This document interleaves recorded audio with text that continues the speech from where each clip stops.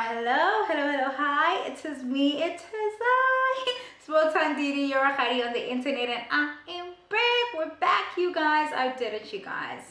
I sat down and I made notes for the Real Housewives of Abuja, and it was hard. I miss my Lagos girls. I didn't have the channel when they were on, so I don't have a review for that, but I'm looking forward to them getting a second season. Please do like, share, comment, and subscribe. Let your people know about me. We are trying to grow this channel. I'm trying to get everything out in a go. Okay, we're trying to grow this channel, and yeah, what we do, like social commentary and pop culture commentary, as well as reality television recaps and reviews. Great, let's get into it. We are down here on the internet, up on here within whatever, on Umama. We need Madikizela Mandela's internet, and we're here to talk about the Real Housewives of Abuja. Good Lord, I was exhausted trying to get through the first time watching it, even harder trying to get through the second time trying to make these notes, like democh. Do you understand? But I was like, okay, Didi, you said you want to do this YouTube thing, see it through. You're not making content just for you. Maybe somebody wants to watch this, and you do want to do reality television reviews. This is what the job entails, right? We get to meet the lovely girls, the lovely ladies of Abuja. There's 6 girls on the cast. Great. The first person we meet in our intro is Tutu Pie. I took to her instantly. I really did. I'm gonna try. We're doing episode 1 and 2. Okay. Hopefully we're done within, like, I don't know, because I'm load shedding within the hour. We meet Tutu Pie, and we learn that she is a chef. She went to, as a Cordon Bleu or Cordon Bleu in France, but that's where she got her certification for her culinary stuff, and she's a chef, and she's also, she says she's the plug to, like, from what I could gather from what she was saying, is she's sort of like the hostess with the mostest, but not an MC kind. Like, she's a curator of experiences, so to speak, right? So if something is happening in Dubai, something, and it's exclusive, and you're in Nigeria and you're looking to have a similar experience, she's probably the person who can get you that experience before it arrives to shore. She can bring it to you a lot quicker. That's what I'm understanding from this. What do we call the front desk at the lobby, the front desk in hotels? What are they called? Starts with a C, and my mind just can't go there right now. But that's basically what she does, and she's a chef. The one thing about the Nigerian ladies, even the girls in Lagos, but the one thing about, I think it's just, I don't even know if it's just the Nigerian ladies, or it's like there are chunks of our continent where people operate like this, but I find it to be a little bit more prevalent in the content we're fed about Nigerians in particular, because I don't want to make this a whole thing. I've never been, and I don't know. I'm just saying the content I tend to consume, they're very entrepreneurial. Like, they are pushed to be serial entrepreneurs, in as much as, like, academia is a thing and it's important, but like, once somebody is a qualified something, they don't box themselves. It doesn't limit them to stick to this one thing. They will be a doctor who wants to have an event company, and they'll be a doctor, but they'll still feel like they explore all the many facets and it's really, it's one of the things about them where I'm like, shit, I really wish we could pick some of that up. I mean, there are only so many hours in the day, I understand, but I feel like, with, like, as a South African, speaking from this perspective, it's like, once you're an engineer, it's like, yeah, I'm an engineer, you know, whatever. You don't really go and try to, like, start a business. Now in recent years, where it's like, oh, passive income, which is a scam, by the way. There's no such thing. Passive income, so everybody was trying to find something, but it wasn't because they have an entrepreneurial spirit. It was that they were trying to supplement their income in order to maintain their lifestyles, and this is not that. But we move. Okay, we meet her family. She's cooked for her dad. We get to meet everybody. She says she's a serial dater, so we have a single girly. We're gonna have some lovely dating stories over here. I'm looking forward to seeing those, and that's pretty much that we get to see on her.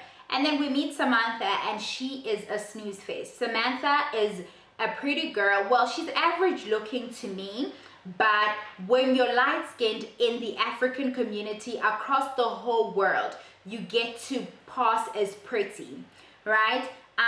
She has a sweetness about her, so that definitely makes her prettier. She's a just a palatable sweetness about her that can come across as sweetness or bore. Like there's no in between, right?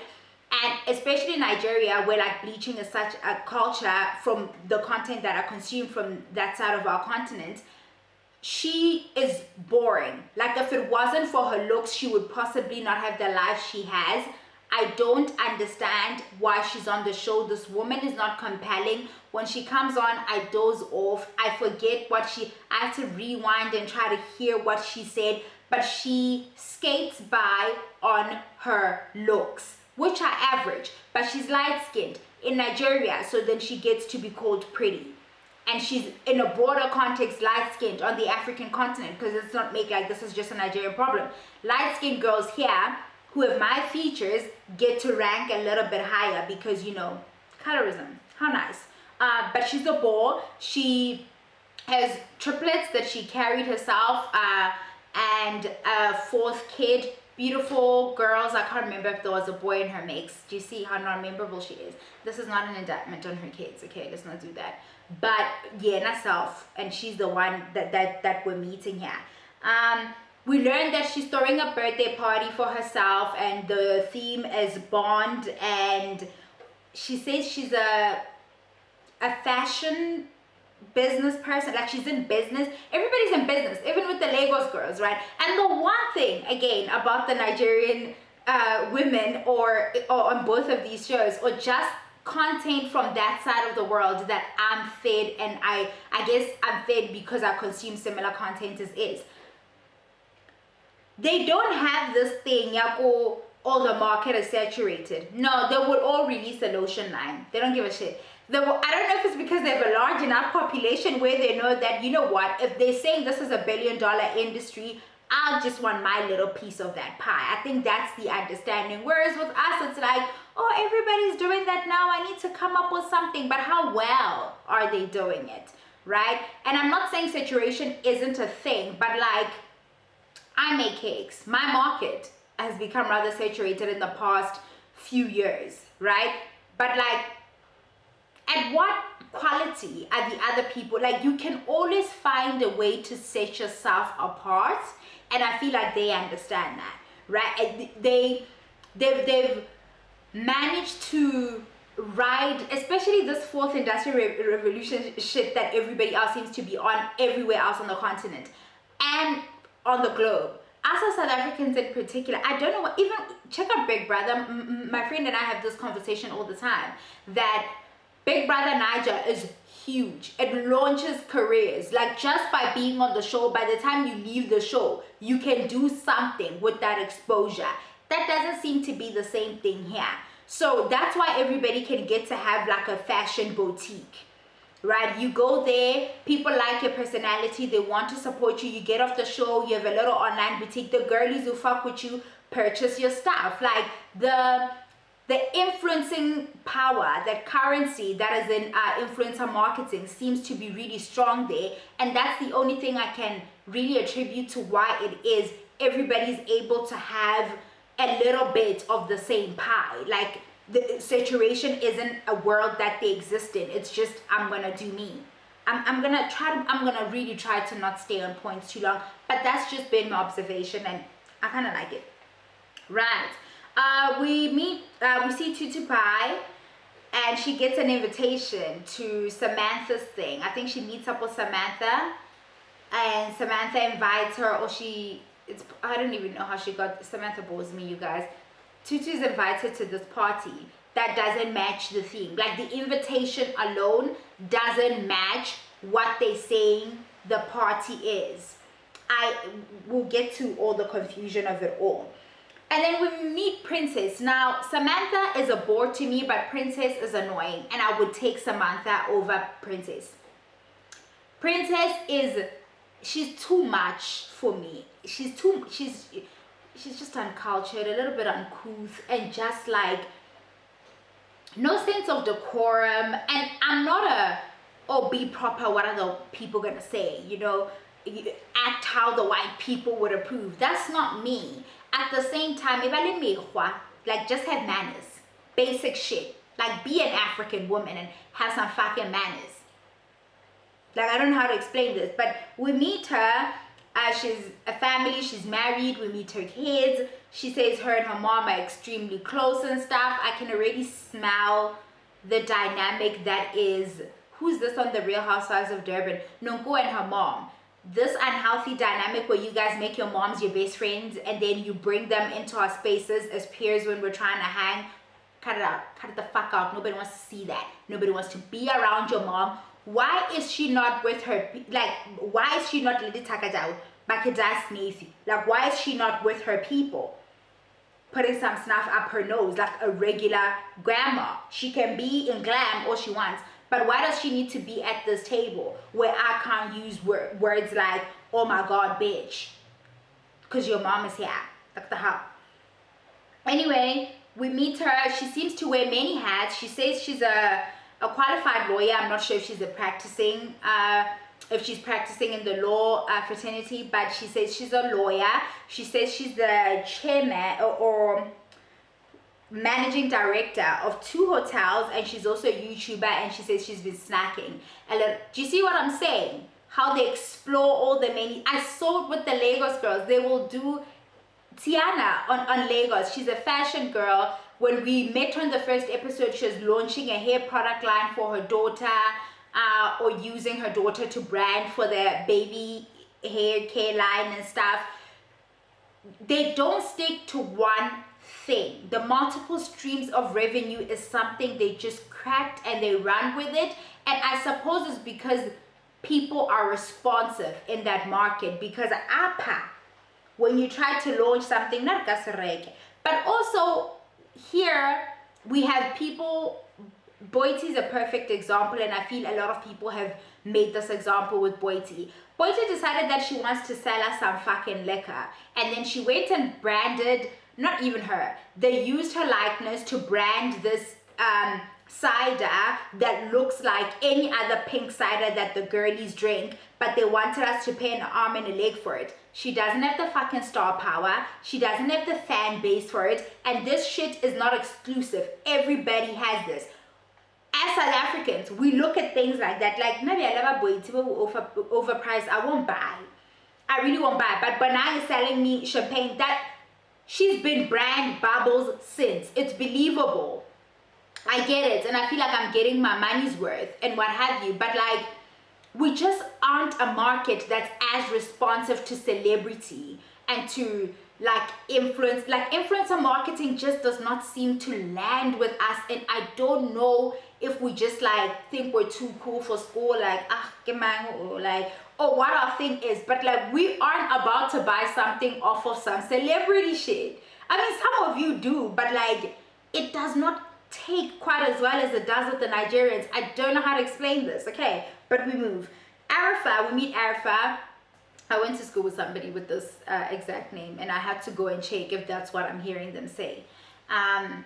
We meet Arifa. Arifa is a pole dancing instructor. She is a Tanzanian and Nigerian heritage, she say, and her link in the show is that she knows Tutu Pai. She seems to be a little bit older than Tutu Pai alluded to, that they're more of a big sister, little sister kind of relationship, but it's still fun and what have you. Very sexy woman. I took to her, like her energy kind of pulled me in. Very flamboyant in how she dresses, very colorful, loves a blonde hair moment clearly, in all different kinds of textures. I went through her Instagram. She loves to wear blonde on her head. But yeah, oh, gorgeous, just a goddess. Love it. And then we meet OJ Pasharella. I love seeing her. Like, as a big girl, I loved having a chubby girl on the cast. I don't know why.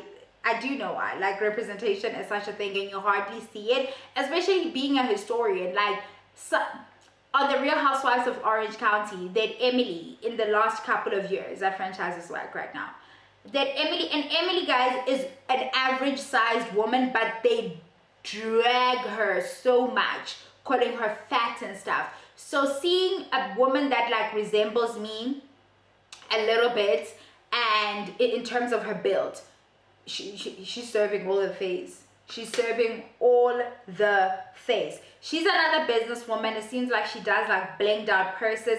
I can't, and she's an MC. She's a master of ceremony.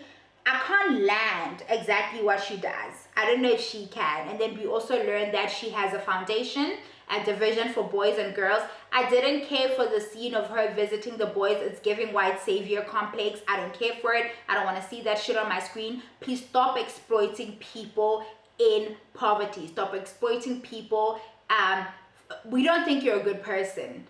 When you get all cute and dressed up and you go and meet the little boys in the slums or whatever, and you're like, look at me saving them, and that's not what we see. We just see you trying to make yourself look like, and it's vomit, and I don't want to see it. Okay, great. Comfort. We meet Comfort. She's a little bit older or whatever. I think she has good skin. I am a little bit confused about her in this cast. I really feel like when casting, it makes sense to try and, it's like every city can speak to a certain kind of demographic. New York, Real Housewives of New York worked because these were middle-aged women. And the minute they brought in Ebony, when things were going bad and they were trying to do the diversity, whatever, I understand what they were trying to do. But her age, as well as like her politic, as well as her ethnicity, it was not working. So to me, Comfort sticks out like a sore thumb, just like that. I hope she finds her way in the circle among these young people. The age, it just swings that way. Other people seem so, like I'm looking at,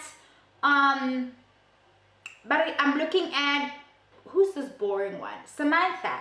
I'm looking at her, I'm looking at Tutu. They seem to be a little bit younger, not like babies or what have you, but like they're young. And then we swing all the way, and like, this does not feel like an organic friend group. That's worrisome to me. It needs to feel like it makes sense why these people end up in the same friend group. It's not landing. We meet her, she's a lawyer. She's a serious person who also is in business though. She's selling essential oils and stuff, but she's a practicing attorney from what I understand. And she loves to have fun, loves to wear some color, and doesn't want to take herself too seriously, but she is serious. She's stern and serious, and I took a liking to her as well. I think she's funny. I actually do. A bit dry. You have to really hear out for what she's gonna say, but that was lovely. And then we have everybody getting the invitation for Samantha's party. Tutu Pie actually extended the invitation to Arifa, who then extended the invitation to Comfort. Comfort and Arifa know each other through Arifa's husband. So Comfort is Arifa's husband's friend, and they're trying to build their own friendship or rekindle their friendship for the sake of the show. On the side outside of Arifa's husband. We even see Comfort going to Samantha's. Is it the second episode, or where do we see her going to the dance class? We see Comfort going to a pole dance class by Arifa's studio, and that's where she extends the invitation, I think, for her to come to this Bond girl themed party. Cut to the Bond themed party. Everybody arrives. If I get the time, I'm gonna just put up a couple of images here of what I imagine when I think Bond girl. As a girl who likes Bond, like, you get into how problematic stuff with somebody else. I think like classic silhouettes. I think, first of all, Bond girls are like sexy by Eurocentric standards, right? Must be skinny, like, cause you're gonna wear like garments that require little to no help, so you must be like mannequin thin. I'm thinking of everybody who's, I literally, the moment I heard them say Bond, the satin came to my mind. Slip dress kind of looks, classic kind of cuts, a certain color palette came to my mind. That's obviously black, red for the women in terms of dresses, white as well, gold, like metallics came to mind as well, and always classic, always shimmery or satin, and none of these girls gave me that. And just as well, because they enter the party thing and what they're having instead is Barbie core themed birthday party. And I didn't understand why this girl couldn't just have a Barbie core themed birthday party. Like, we love us some Barbie core to the death of us. Like, we're not about to say that's some childish shit. Oh, we're decking out in pink. Like, you're not gonna stop us from decking out in pink. The other thing about the ladies from this, like, part of our lovely continent, why must y'all just... And you know, sometimes when you're just calling out the extraness, they say it's because you're just so basic. I'm very okay with being basic in this case. Princess's mom, for instance, what is that fit?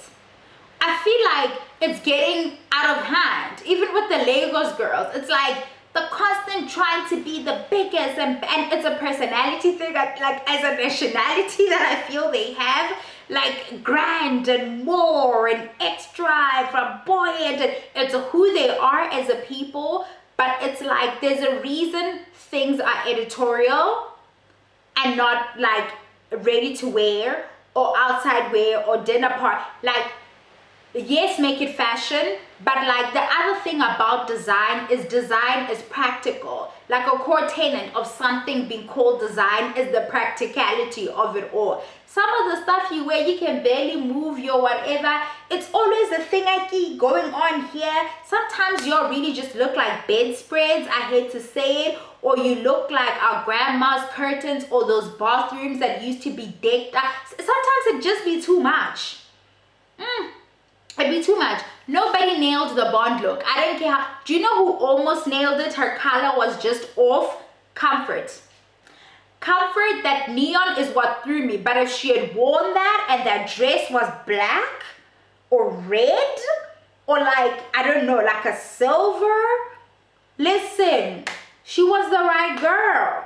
But no, because it was satin and flowy and slit. Like nothing is saying slit like nothing says James Bond girl like a slit, and the flow, the movement of the dress. Comfort almost got it right, y'all, but anyway, she got it wrong. And you know what they say, almost doesn't count. Sorry. Anyway, the person, OJ is the host of the party. She arrives. She's trying to keep everybody like awake and alert because Samantha is so late for no fucking good reason, because it wasn't worth it. Okay, your theme is wrong. You also showing up in Barbie core, girl. You so simple. I don't think you know what the fuck is going on. Okay, you show up late there and everything is a mess. You're late. People are bored. People are hungry. You're 2 hours late for fucking what?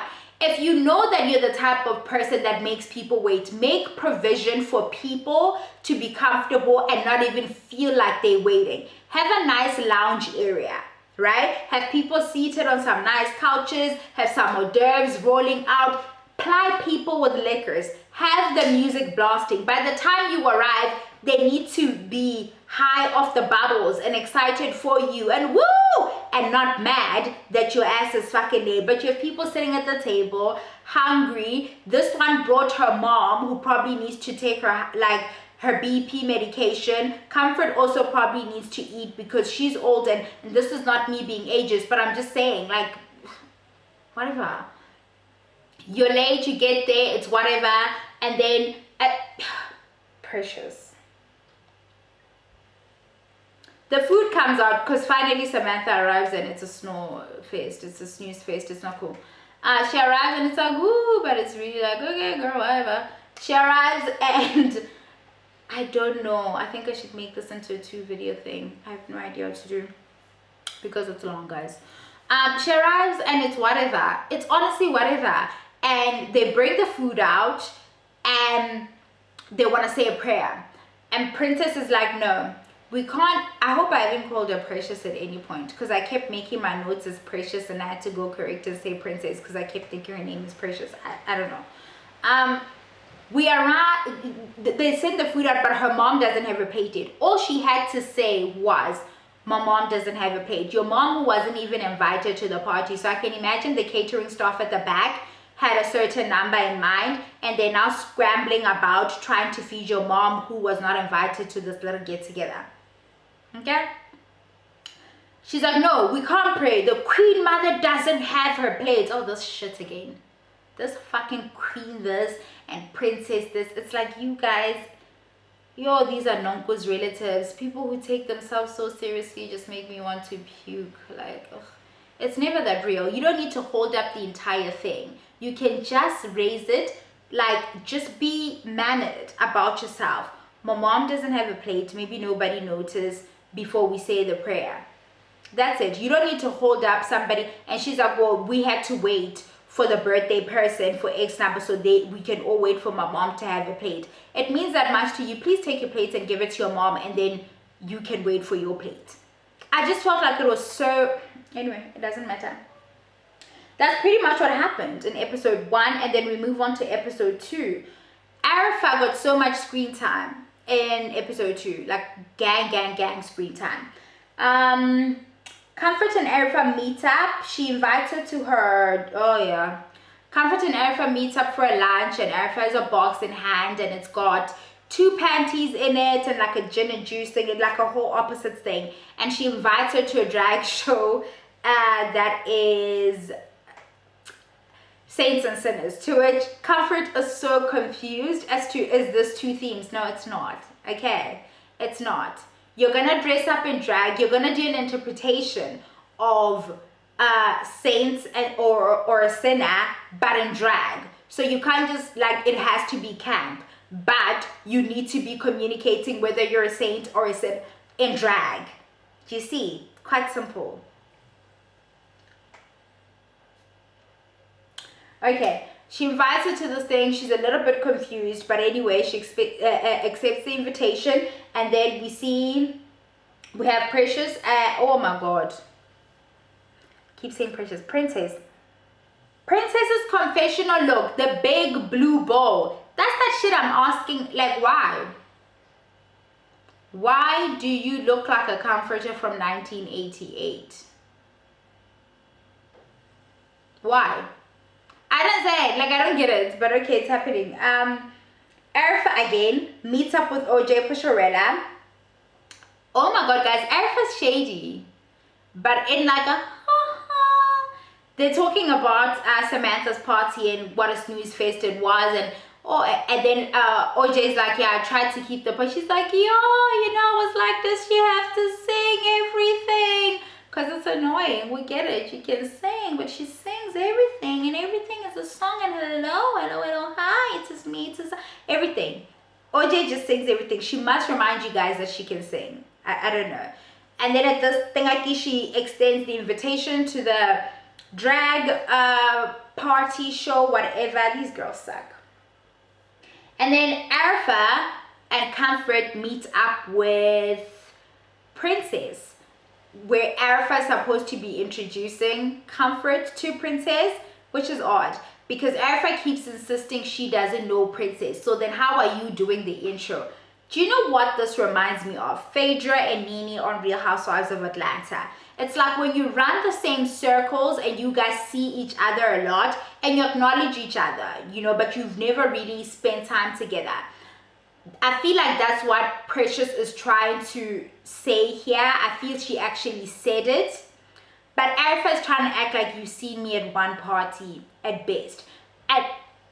Sorry, maybe that is her recollection of their interaction. The extent of the interaction. Maybe because Princess was simply not memorable enough for her.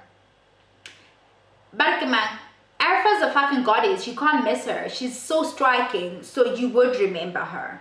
Princess, you would work hard. You would make your brain try to forget her because she's just the way she is. You must put her out of your mind. So maybe that's why she doesn't recall meeting her on several occasions. Like she's saying, like, no girl, I've seen you around. We acknowledge each other all the time. But this is a thing she carries out all throughout the episode, and it gets to be annoying. And as they're sitting at this thing, at the lunch, the 3 of them, she then just starts to say Tutu Pie. She's close to Tutu.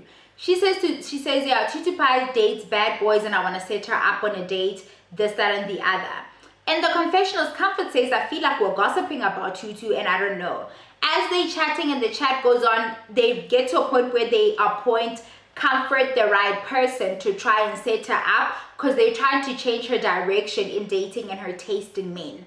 And they figure, okay, Comfort, you've lived enough life. You've probably like sowed your wild oats. You've probably dated a bad boy here, a bad boy there. You've come out at the end of it. You seem like you have a good head of your shoulders. Maybe you're the perfect person and you're not, because Arifa and Precious and Princess both know Tutu. They're like, you're neutral. You don't even know her. So you're gonna give her a fresh take. We might be, pushed to set her up with more of the same thing because we know what she likes, even though it's not necessarily the best thing for her. Because Princess says sometimes you have to choose what is good for you over what you want, and they won't necessarily always be the same thing.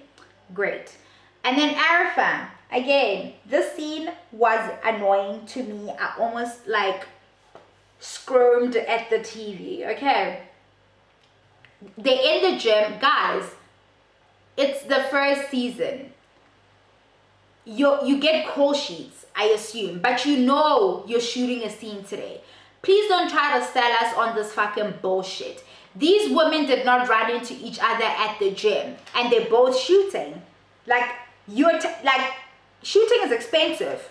You had one camera crew there. Get the fuck out. Stop acting like Arifa was shooting her own scene, Samantha was shooting her own scene, and then they see each other shooting a scene at the gym, and it's like, oh, hi, oh, shut up. These two could have just gone and had a gym session together. Like, literally, they could have just had a gym session together. Or Samantha could have just gone to this one studio. Not all this shit where you're like, oh, I just happened to bump into you. Did you really happen to just... And then, oh, hi, girl. And then they get to chatting, and then, ooh, again, Samantha just falling flat. Not a conversationalist. Has no conversation. My girl is literally skating by on light-skinnedness, and it must be nice. Has no personality, no conversation, nothing. Just cardboard. Like rice cakes, and not even the seasoned kind. Just, I don't know.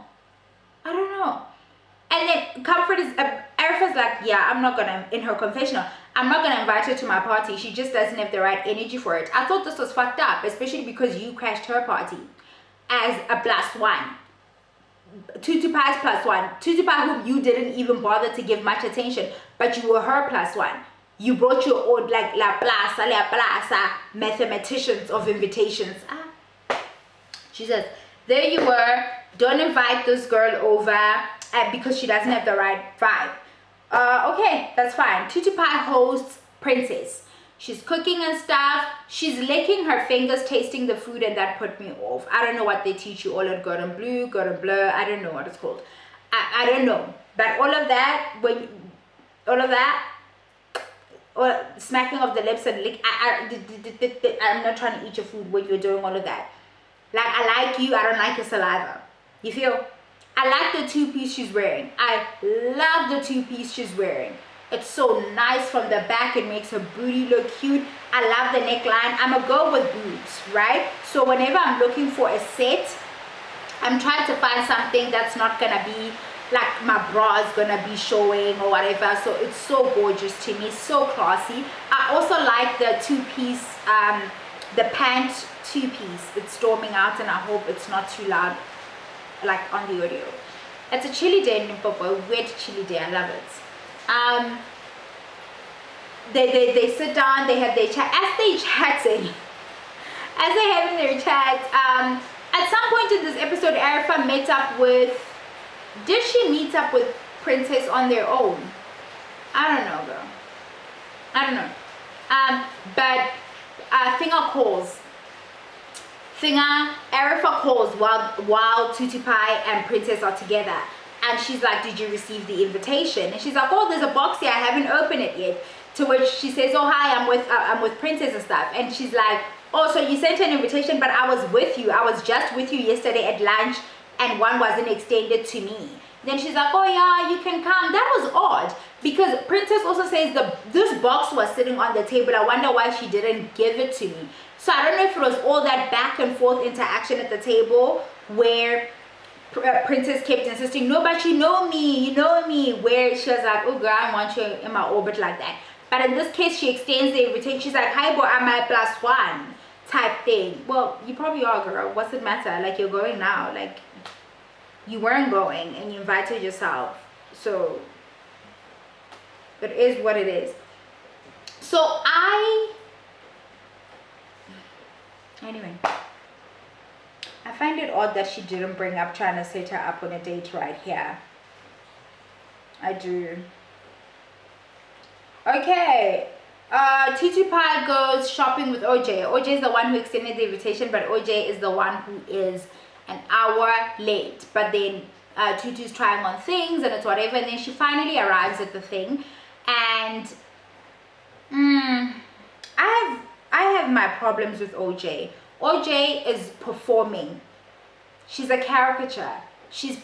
There's a performance. She's trying an image. She's the same, maybe it's a round face thing, but she reminds me a bit of Musam Seluku's young wife. What's her name? Tobile, who was also on the Real Housewives of Durban the last season. They're the same, like Jill Scott feel. They have these full round faces and beautiful smiles. It's a thing. It's such a vibe. So hot. But she always shows up. I don't know if it's because she knows they're filming and she knows this is for television, so she's trying to shop for television, but it's the constant singing, and then she does an accent in the scene, and it's always, I'm so sorry, I'm late. It's like she's on all the time. It's like theater, it's performer. I don't know if we're ever gonna meet the person. The fact that she's even going by her stage name all throughout the show is a bit much, but I would love to meet the person. I would love for us at some point for her to strip this armor that she's wearing, for us to just meet the person behind all of the things. It's a bit much. Anyway,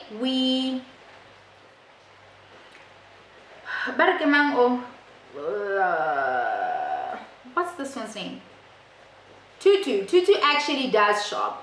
OJ sitting there pressing her phone, barely paying attention. So I'm like, why did she even invite her to this thing? Like, Tutu's wondering the same thing. Why did she call me over here? Like, if she's not gonna shop, and I actually left her shopping bags and she left with nothing. It's odd. Some of the things she was trying on Tutu would actually have worked better for the Bond party. But anyway, that's now gone and passed, and it is what it is. We have a filler scene where Princess meets up with a makeup artist, and I don't care. We also had a scene earlier on in the episode where Princess goes to a dance studio with her son. It was cute and everything, cute filler scene. I guess my takeaway from that is that if you have 2-3 kids, make it a point to not always do group activities with them. And this is nice, where you can tell that this is the goofball of the family. They like to do this. Don't force the other kids in on it. Have a mommy date with just the one kid, and it can be quite cute. Great. Princess meets up with Samantha and their kids, and they're having a thing at the park. Samantha is a person who runs late. She's late for this picnic as well. Maybe it's because she has so many people she needs to ready, the little kids and everything. I don't know what it is. I just know it's ill-mannered. She's late to this thing. Princess tells her, no, I'm going to the drag party, blah, blah, blah, blah, blah. Oh, and she's like, oh, but I saw Arif at the gym and she didn't extend an invitation to me. And they're like, okay, then you're my +1. Like, you're going to crash it. How much I would not invite myself to parties I've not been invited to. How do you know how many people have catered for? How do you know if the venue was booked per head and you're just going to be standing there at the door with the bouncers? Ah, guys, where you going? Anyway, that's what happens. She invites her to the thing.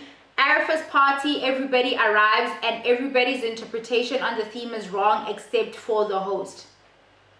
I feel like Comfort didn't get the theme. Comfort in that gear with some magnificent horns and a pitchfork would have been a look on its own. You're clearly doing the devil element of things, right? Thinga's wearing a duvet, which is Barkeman. Princess is wearing a tufted kind of wrapped in a duvet look. it's drag, I suppose, or camp, I suppose, but it also just feels like something she'd wear to the mailbox at this point because of how she's showing up on my screen. So I don't know. What I want to understand is where is that a saint or a sinner? Like, what are you trying to communicate there?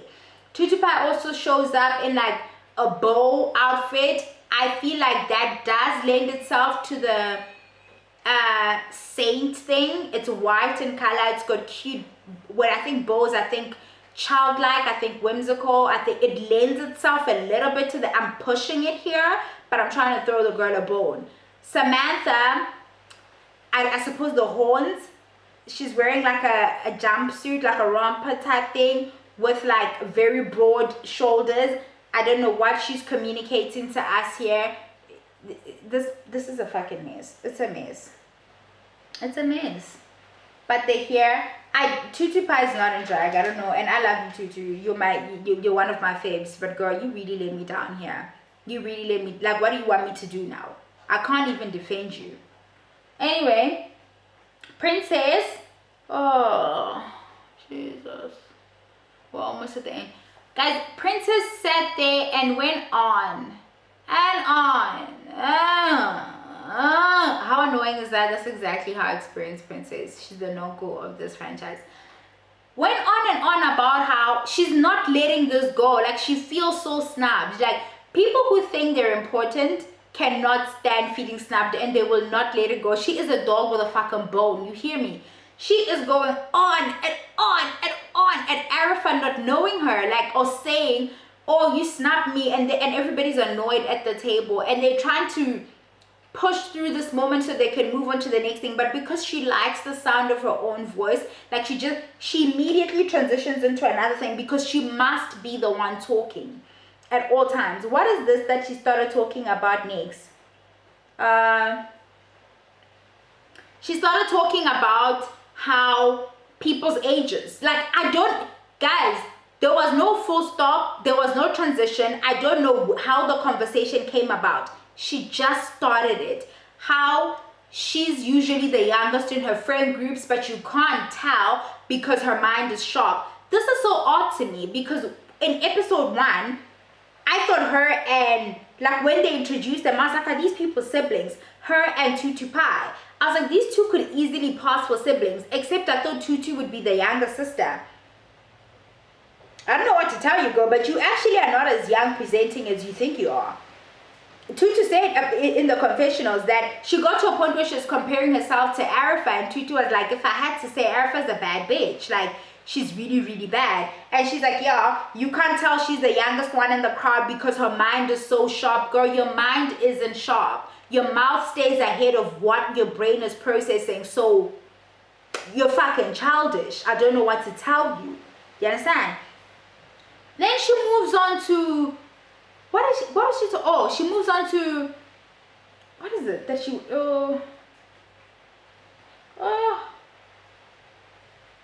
that's just so annoying. She did a lot. Oh, yes. She brings up at the table in front of everybody that I think she just wanted to be relevant. I can't tell.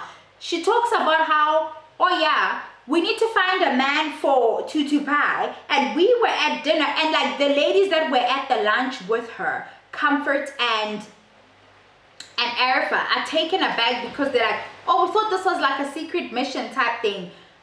You were at Tutu's house. She hosted you. She cooked for you. You could have at that house been like, since I was at lunch with these ladies, I told them that I want to set you up and possibly have you change your taste in men because this is how you usually date and this is how that went. But you waited to almost ambush and throw it in her face and borderline try to embarrass her and her taste in men at the table with a larger group of women, and this is supposed to be your friend. That was low. That was rude and low.